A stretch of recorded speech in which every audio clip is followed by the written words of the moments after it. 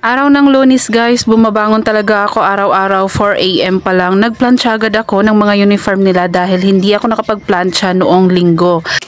Tinamad ang inay nyo. Minsan talaga pag tinamad ako, ayoko talaga kumilos, lalo na kung masakit ang likod at mga kasukasuan. Sign of aging na yata to guys.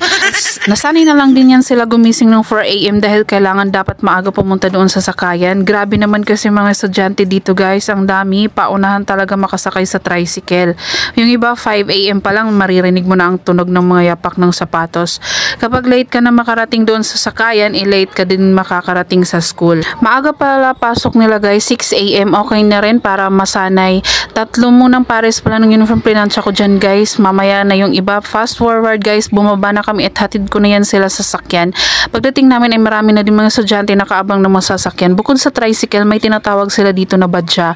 Mas komportable siya guys sakyan kesa sa tricycle at mas marami ang maisasakay. Independent na pala yan sila guys, sila na lang yung pumapasok at umuwi. Minsan naman hinahatid ng ama pag walang biyahe, hinahatid at sinusundo. Buti tulog pa ang aking butsyog at makakilos pa ako. Ang aking partner ay naghahanda na rin para makabiyahe, naghihintay na lang ang booking at nakapag-almusal na rin kami dyan guys. Naglinis-linis muna ako, alam mo na pag mga bata, yung kalat talaga left and right, anywhere, everywhere. Pero minsan pag tinupak ang inay nyo, nagsusuper saiyan din to.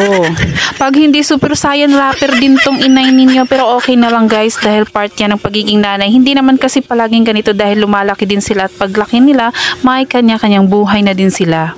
Dati kasi guys, nung may trabaho pa ako, hindi ko talaga magawa itong mga ginagawa ko ngayon. 12 hours trabaho ko dati guys. At pag uwi ko wala na, pagod na talaga ang inay nyo. Minsan hindi ko talaga maasikaso, parang papasok lang ako at uuwi. Pag nakita nyo dyan guys, bago ako naghugas, nagwalis muna ako. Dahil marami akong nakitang buhok, nalalagas ang aking buhok guys. Part yata to ng 4th month postpartum. Medyo nawo-worry din ako dahil maraming buhok ang nalalagas. Malapad na nga airport natin, naubusan pa yata ng buhok. Buti na lang guys, tulog pa dyan ang aking butsyog, kaya naisipan ko muna ikabit ang kortina sa lababo guys para maitago naman natin mga kayamanan, mga anik-anik sa ilalim ng mga lababo. Pero ako lang ba ito guys, yung nag-iipon ng mga lata para ibenta? Ay, sinasabi ko na talaga sa inyo ngayon, basta legal na pagkakitaan, papasukin ko yan. Kahit barya-barya lang yan guys, ang kita pag naipon dadami din yan. Gusto ko kasi guys, may income din ako kahit nasa bahay lang tayo. Nilinis ko na pala yung ilalim ng lababo last week guys, kasi sabi ko linisin ko muna bago mag-order ng kortina. Ang dami talaga naming gamit guys, di ko alam kung paano nangyari ito, chart lang. Yung iba, pinagtatapon ko na, buti nga guys, malaki-laki itong naupahan namin at may space pa kami sa taas, yun ang pinaglalagyan or stock ng aming mga gamit. Kadalasan kasi sa baba kami natutulog or nagtatambay dahil mainit doon talaga sa taas guys. Lalo na pag maaraw ang panahon, sobrang init talaga. Minsan pag may bisita, sa taas namin pinapatulog.